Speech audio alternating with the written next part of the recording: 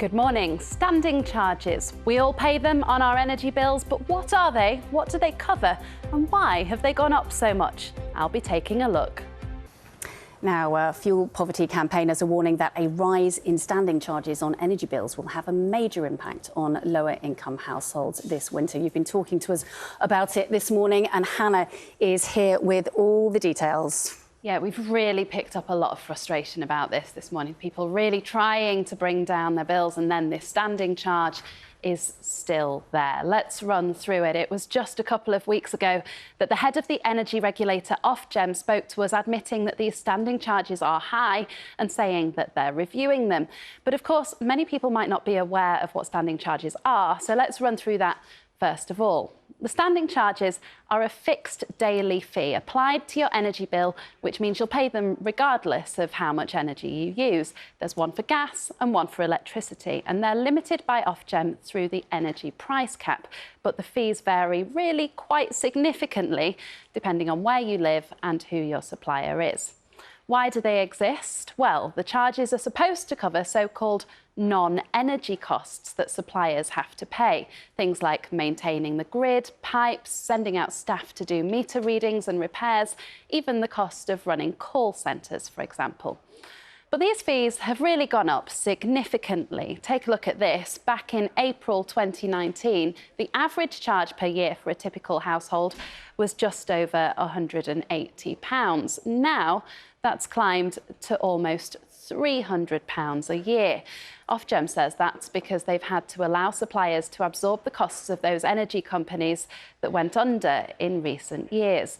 But fuel poverty campaigners say it's lower income households that are really feeling the impact of these higher charges the most. We know that those households on prepayment meters who typically use less energy and much more likely to be on lower incomes get hit hardest.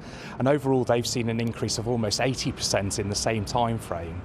And we're also very concerned that some areas of the country are much more exposed to higher charges. Places like North Wales and Merseyside, for example, pay £80 more per year compared to Londoners, for example. Now, it's not just charities. A number of suppliers, including British Gas and OVO, are also suggesting that the standing charge should be reformed. The head of Octopus Energy told us that standing charges are outrageous and the costs should be included in the amount that you pay per unit of energy.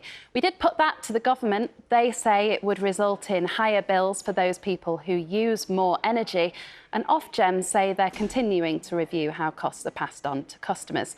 Now, as I say, we've had lots of responses on this morning. People describing the standing charge as ridiculous, appalling. One viewer says it quite simply shouldn't cost so much to live.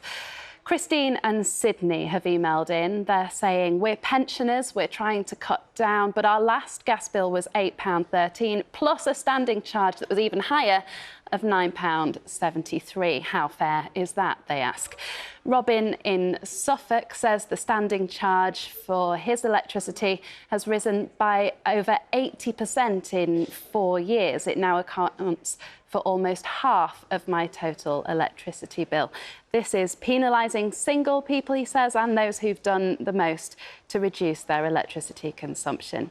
And Rosina says, I went away, I switched off everything in my flat, took all the plugs out of sockets so no electricity could be used. The standing charge still came to 41 pence a day.